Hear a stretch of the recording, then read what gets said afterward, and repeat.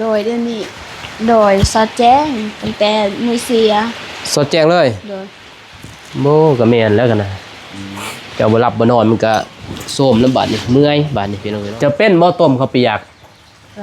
เป็นต้มแล้วก็เอาไข่ลงไปเห็นบ่แล้วก็คล่นไข่ฟองนึงเคยต้มแกงมะไข่เอาอยู่ลงเอากันให้มันก็เอาอยู่กำต้มข้าวมันสุกก่อนเด้อสุกแล้ววันนี้เฮาสิโป้งบัดนี้เจ้าบ่โดยเฮาสิโป้งแล้วก็เอาไข่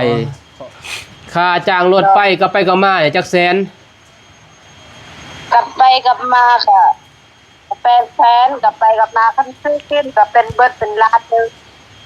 รวมกับกินบ่ล้านหนึ่งบ่มีทางพ่อเพิ่นว่าสิให้ไปเบิ่งเวียงจันทน์บ่เคยเห็นเวียงจันทน์นะเพิ่นก็เลยอยากให้สลีไปเบิ่งแนวซะแนวนวดต้นแนวซะยินบ่โดยมักใส่อยู่บ่ตัวนี้มักกำลังใส่อยู่ตั้งแต่แม่มาเพราะว่าบ่าวน้องก็ใส่ตัวนี้แหละพี่แม่อื่นๆก็คอยป้าอยู่ดีมีแห้งคนเจ็บบ่ได้คนไข้บ่มีคอยทางนี้รับเรื่อยๆให้ปังๆกันรักษากันละที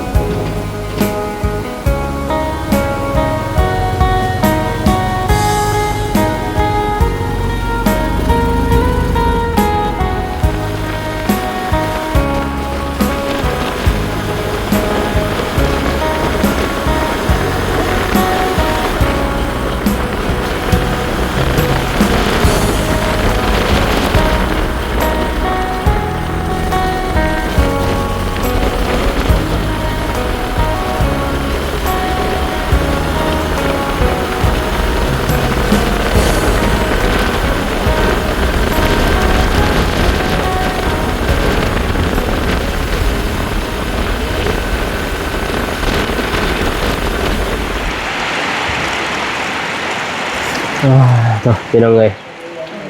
เปิดภาพมากก็เลยอยู่ที่บ้านน้องซาลีพี่น้องเลยมื้อนี้ก็แวะมาหาน้องเพิ่นว่าบ่สบายพี่น้องเลยเนาะเป็นไข้นักลุกบ่ได้เพิ่นเสร็จมาหาบ่าวนงพอดีบ่าวนงบ่อยโทรหาบ่าวเกิดเพิ่นพี่น้องเนาะหมอประจำบ้านนี่แหละมาเบิ่งเบาโน่งกับบ่สบายคือกันแต่ว่านี่ทางผู้ใหญ่เพิ่นพี่น้อยเนาะให้ทางเบาโน่ง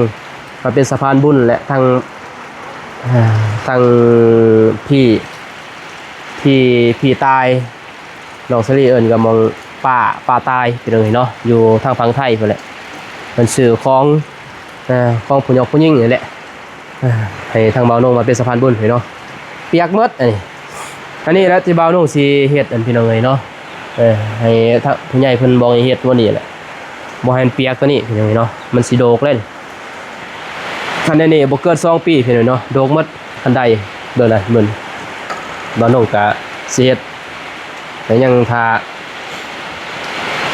นั่นผู้ใหญ่เพิ่นก่อนพี่น้องเนาะหันหน้าหันตามาทางนี้บัดเป็นไข้เป็นหนาวพี่น้องเนาะเพราะว่าดูยามนี้มันเปลี่ยนนะพี่น้อง อากาศเปลี่ยนยังไงเนาะมันก็เฮ็ดให้หลายๆคนเป็นไข้เป็นหวัดเป็นไอเนาะ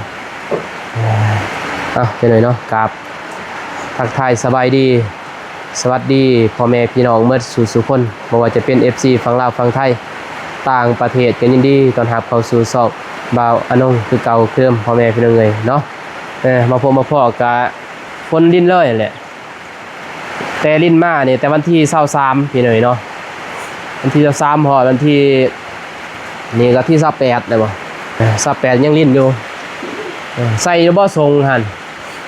เจอยางออกมาบ่ได้แล้วตัวรึดพี่น้องเนาะโอ้ยสบายเด้อเฒ่าเด้อหนาวเนาะเปิดภาพมาบาดนี้นั่งทรงสโลมยังไงทรงน้ำบาดนี้ไข่จักมือเลยแต่เมื่อคืนนี่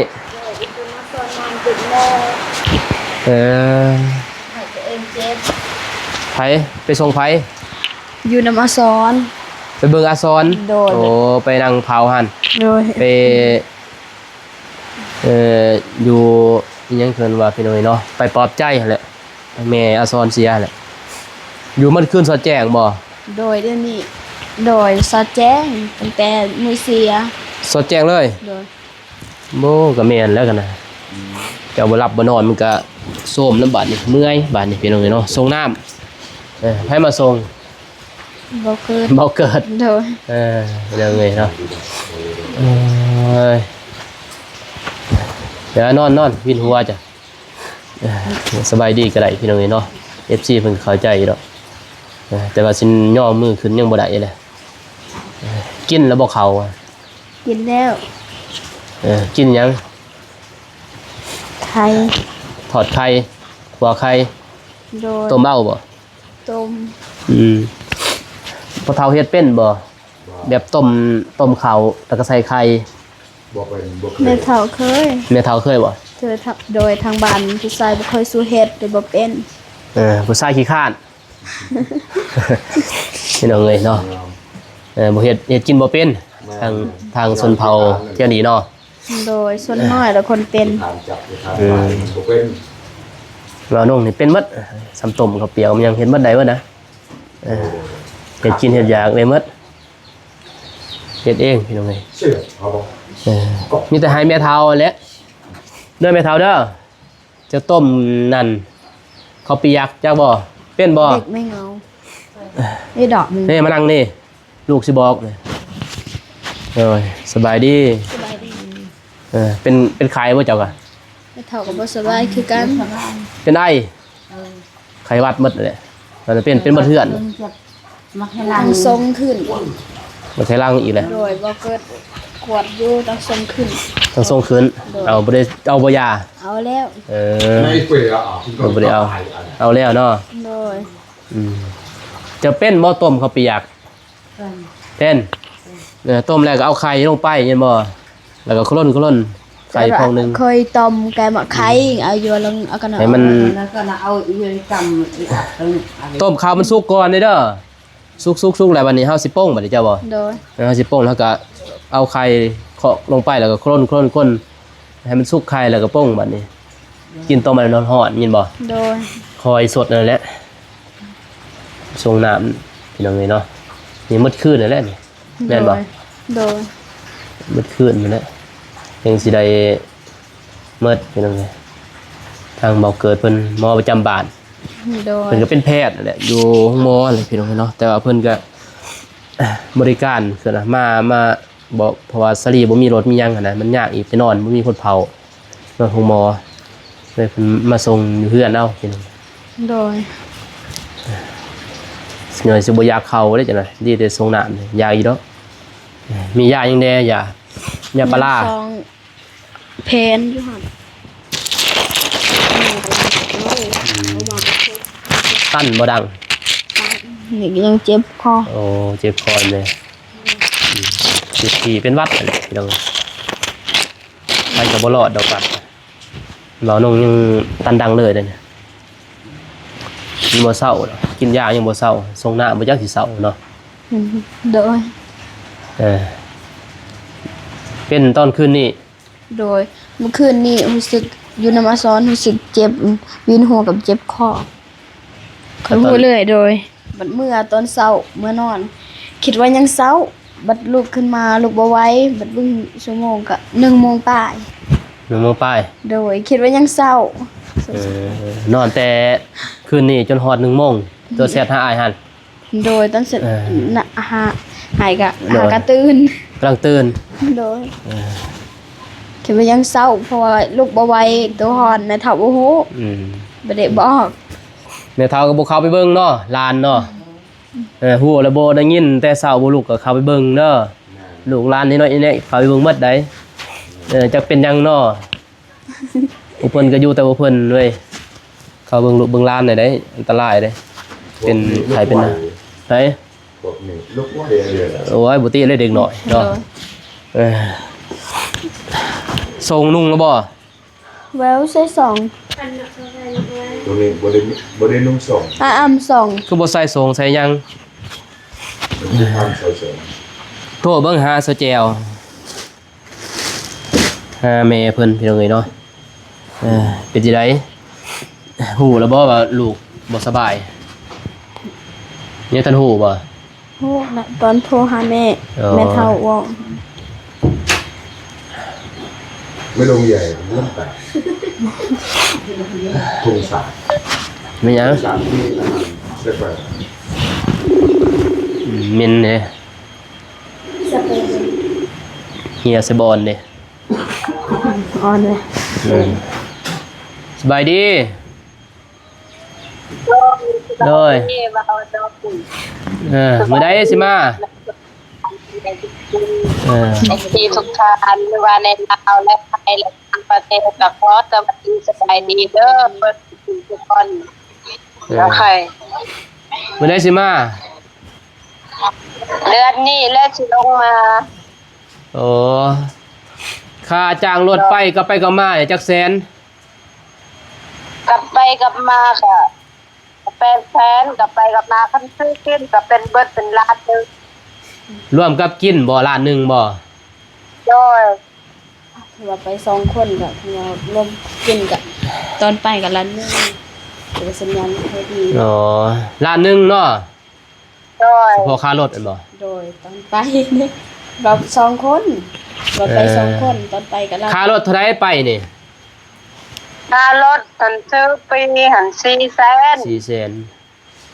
คนหนึง คนหนึง400,000 โดย ก็ไปก็มาก็800,000เนาะ โดย 800,000บัดกินยาก200,000ในรถเนาะ โดย 200,000ก็อิ่มอยู่ดอกแม่นบ่อยู่ในรถ โดย อืม เคยซื้อกิน ประมาณจักเดือนสิลงมา เดือน วันที่5เงินเดือนออก ที่หาพุ่นแล้วจะก็ประมาณย่าน78พุ่นแล้วจังเนาะ78จักสิได้ลงเมสซี่ก็ลงเลยบ่ โดย เพิ่นก็ซิกเลยบ่ โดยแล้วก็ซื้อแต่ว่าคันมีเงินที่มาเฮ็ดบัตรสปอร์ตเฮ็ดบัตรสปอร์ตแล้วเรา โอ้ไปทุดงอยู่ไทย โดย โอ้ โดย พัฒนาอยู่เด้อนี่พัฒนาไอ้เนาะเราพอโมบุญนำแล้วไปก็เอาออกพรรษาพุ่นบ่เดือนใดออกนี่เดือนจะได้ออกเลยเนาะ ที่7จักที่ ที่ บ่ฮู้ ที่6ที่7นี่บ่ออกพรรษา 7 ออกพรรษาแล้วพุ่นแล้ววันที่10พุ่นแล้วจะได้มาเนาะ เด้อ โดย ออกพรรษาแล้วพุ่นแล้วจะได้มาผู้จักบ่ลูกสาวเป็นไข่นี่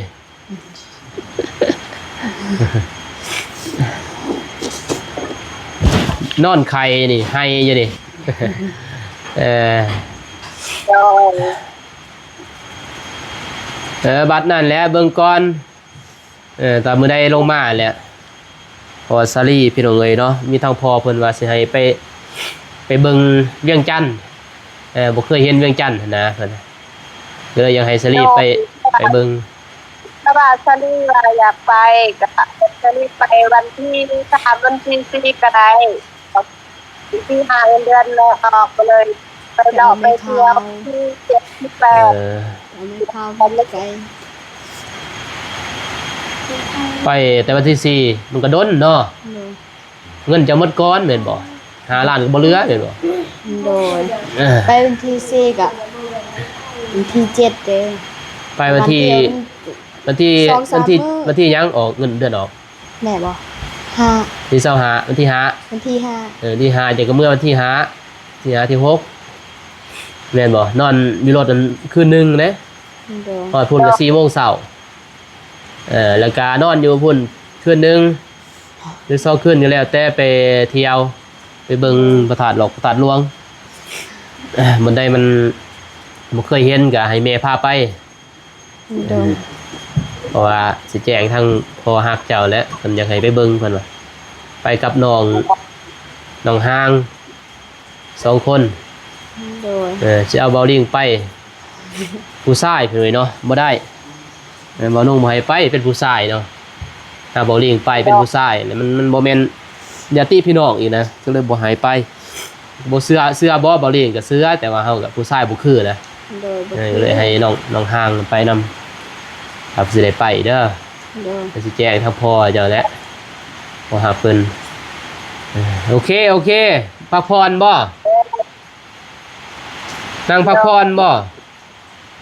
นั่งพักผ่อนเลย โอ้บ่มีเวียกเนาะแขกบ่มาบ่ มาลาตัว เฮ็ดเวียก สมรู้ เออโดยโอเคบ๊ายบาย บาย อยู่ดีมีแห้ง บ๊ายบาย โดย อยู่ดีไม่แห้ง โดยพี่น้องเอ้ยเนาะถามราคาปีรถไปเวียงนั่นแหละไปหับเอาน้องเพิ่นสลีอยากไปหับเอาน้องแล้วก็ก็นี่ล่ะก็ไปเที่ยวเล่นแน่พี่น้องเอ้ยเนาะครับเอาน้องมาแต่เวียงนั่นแหละที่เพิ่นไปบวชเป็นเมซี่น้องสลีเลยสลีบ่เคยเห็นเวียงบ่ บ่เคย บ่เคยบ่ รถแม่ยังบ่เคยขี่ รถเมล์ยังบ่เคยขี่ โดย รถ2 แถวพี่น้องรถยังรถบัสอ่ะยังบ่เคยขี่พี่น้องเอ้ยเนาะก็เลยว่าพอเพิ่นให้ว่าน้องมาถามพี่เนาะพอหักมาสลีให้มาถามแล้วกรมราคาเท่าใดว่าสิไปมื้อใดกันแท้ว่าสิไปวันที่4นี่ก็ดนได้แม่นบ่ โดย จะสิได้นอนดนยันเงินบ่พอแม่นเนาะ นอนประมาณ2 สองคืน โดย 2 คืนแล้วออกพรรษาวันที่7โดย ไปสิเมื่อป้าน้องที่สี่จักเลยแต่ว่าแม่บอกวันที่สี่มา บ่มันสิไปนอนน้ำแม่บ่หรือว่านอนหอพัก บ่ฮู้ เพิ่นนอนน้ำแม่ก็บ่เป็นแม่นบ่ โดย เฮาก็ต้องเลยนอนหอพักกันแหละหอพักก็ไปวันที่5ที่6ก็ได้ขึ้นไปแล้วก็ไปหาอ้ายเพื่อนเด้อ โดย พาไป โดย แล้วก็บ่ฮู้วิธีขึ้นอิหยังนั่นแหละซื้อไปซื้อให้ก่อน โดย ไปซื้อบัตรเงินว่าบัตรคิวรถอันก่อนเห็นเนาะบัตรขึ้นรถอันก่อนไปซื้อไว้ โดย ถ้าบ่ซื้อไว้มันสิเต็มเราต้องซื้อไว้อย่ามันเต็มเด้บางทีเขาไปไล่ก็มีได้ โดยเต็ม บางทีเขาก็ซื้อ2 อันมันก็จังได้นั่งนํกัน โดย กับน้องห้างนั้นน้องเอ้ยเนาะซื้อให้เพิ่นทางพอเพิ่นอยากให้ไปเที่ยวเพราะว่ากินฮอดนอกเด้เอาไปเที่ยวนำแน่ไปเบิ่งได้บ่เคยเห็นไปเบิ่งแล้ว โดย เมืองหลวงเลยมัดมือมัดคืนฝน โดยบ่เศร้า บ่ทรงบ่เศร้าพี่น้องเอ้ยเนาะมาโน่ก็เจ็บคอเจ็บดั้งจะเป็นยานเป็นไซนัสพี่น้องเอ้ยเนาะมีเครื่องพักพี่น้องเอ้ยเนาะนี่แต่ว่าสิให้เบิ่งลายก็บ่ได้เป็นของผู้หญิง โดย บ่าวน้องก็บ่เคยซื้อมาดอกแต่ว่าแม่ทางที่เพิ่น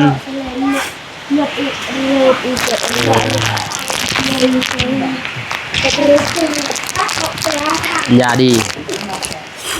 ทั้งพี่เพิ่นให้ซื้อได้พี่น้องเอ้ยเนาะ อ้ยเป็นวัดสมพูนี่ให้เบิ่งได้อยู่เนาะเดี๋ยวสมพูเด้อ โดย แนวซะแนวนวดเป็นแนวซะยินบ่ โดย เอาไว้สบาย จ้ะ เป็นไงซะก็ไม่เท่ายังยินบ่แล้วก็ยาสีพัน โดย มักใส่อยู่บ่ตัวนี้ มักกำลังใส่อยู่ตั้งแต่แม่มา เพราะว่าบ่าวนุ่งก็ใส่ตัวนี้นะพี่มันก็ใส่ดีนะ ประหยัดอยู่ แล้วก็ประหยัดใส่หน่อยหนึงก็ได้เรื่องเนาะ โดย แล้วก็เพราะว่า3คนเด้แม่นบ่เท่าแม่เท่า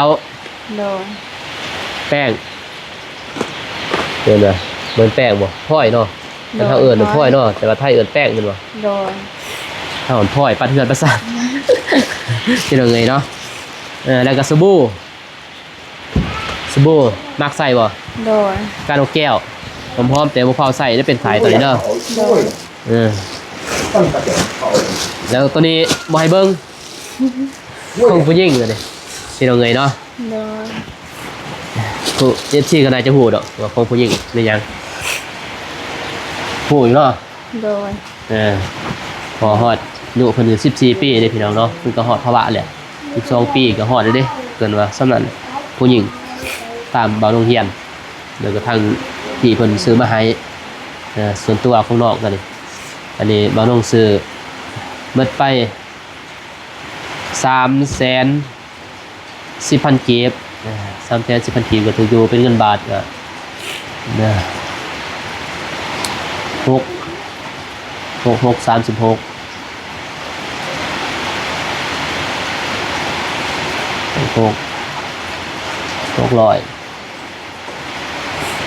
500ป้าย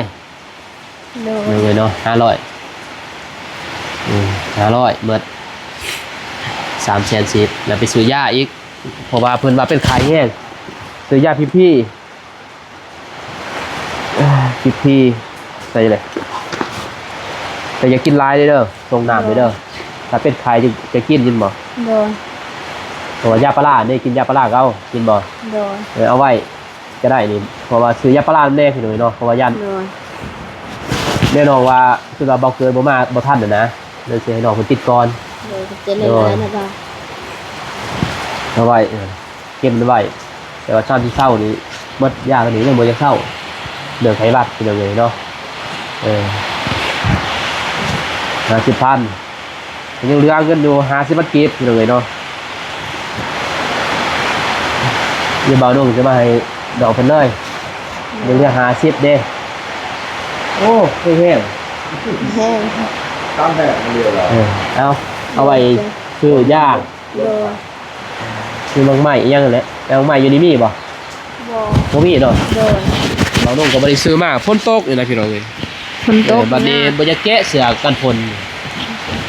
มาแลนมาเลยเดี๋ยวเนาะ โดย ทาง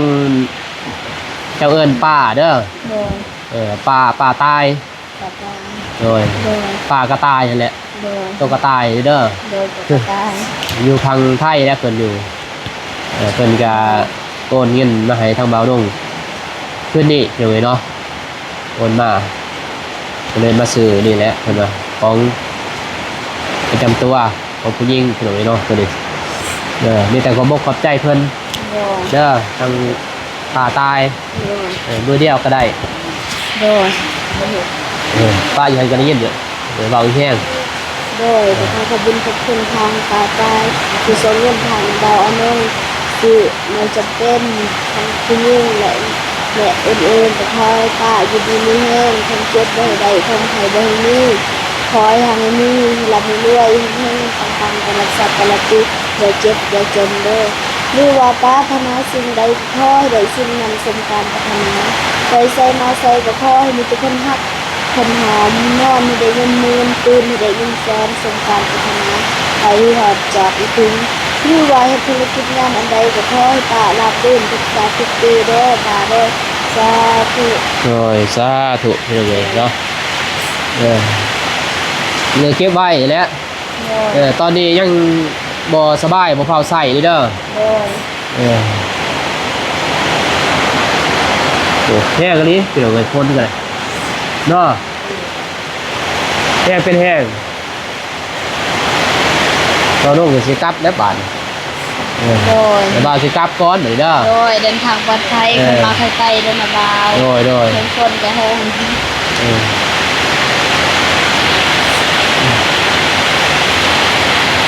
มันย่อยบ่ย่อยติบ่ย่อยบ่เออเอาไว้ใส่ทงนี่เด้ตัวนี้เอาไว้พี่น้องเพิ่นตัวนี้เดี๋ยวเท้าสิใส่บ่พี่น้องเลยเนาะมีแต่มือได้สิไปก็บอกอ้ายเด้อเฮ็ดบอกสิแจ้งทางพอหักแต่แล้ว โดย เดี๋ยวมือได้สิไปลองห่างกับคะแนนติ ไปทางไทยเน เพื่อนเดี๋ยวเพิ่นก็มาบ่ โดย เพราะว่า3 เดือนพุ่นเด้วันที่2พุ่นเนาะ โดย เดือนหนึ่งเด้วันที่2แต่ว่าวันที่5ที่6ก็แม่จะก็มาเนาะ โดย ที่10ก็มาแล้วบัดนี้ก็บ่ได้จ้างเพิ่นบัดนี้จ้างแต่เดือนเดียว โดย เดี๋ยวยืมเดือนเดียวไปเลยเนาะ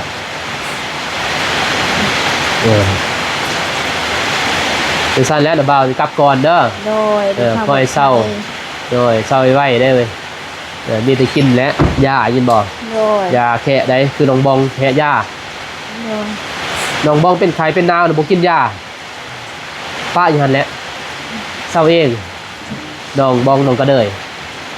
ยกยาบ่กินแต่เจ้ากินไปเด้อ โดย ให้ซอยเศร้าได้เว้ยจะได้บ่ทอดไปที่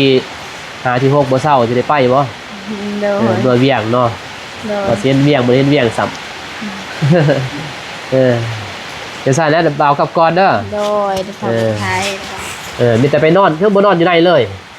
มันหนาวเด้นี่ให้จังหน่อยให้พ่อเฒ่ามัดไปมัดอยู่ในเด้อ โดย ไปนอนอยู่ในยินบ่ไปเฒ่าบอกให้พ่อเฒ่าเอาไปนอนอยู่ในหั่นนี่มันลมมันพามามันเย็นหนาวเป็นสิเทิงไข่ต่ออีกเลย โดย เนาะสีไข่ๆแน่ตีบิน แม่ ทรงน้ำเป็นไข่แน่อยู่ซาลี่มักทรงน้ำเถยเนาะ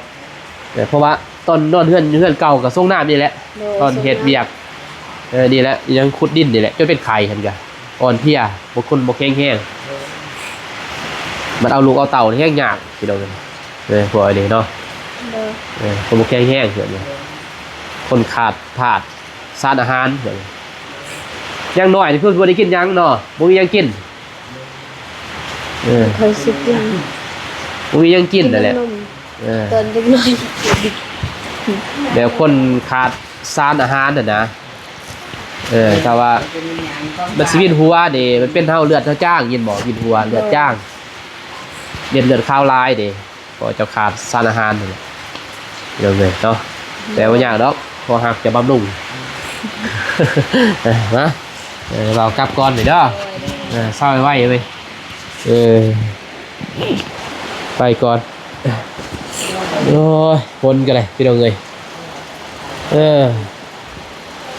ไปก็แวะไปหาหนองบองอีกต่อพี่น้องเลยเนาะหาหนองก็เด้ยพี่แหละโต้งอยู่บ่อน้ำดีบ่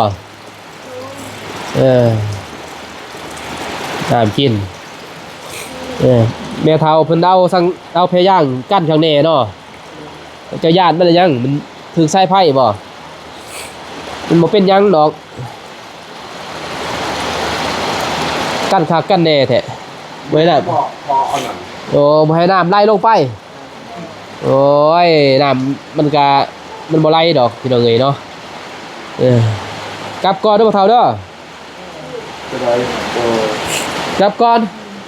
ครับ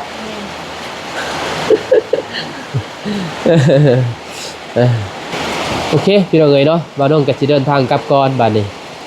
บ่าวน้องก็พุ่นแหละสิได้ไปหาทางน้องก็เลยแล้วก็น้องบ้องต่อพี่เนาะโรงเรียนทำพอมานี่ก็ไปจักโมงเลยนี่3 โมงแล้วพี่น้องเนาะเข้า4 โมงเลย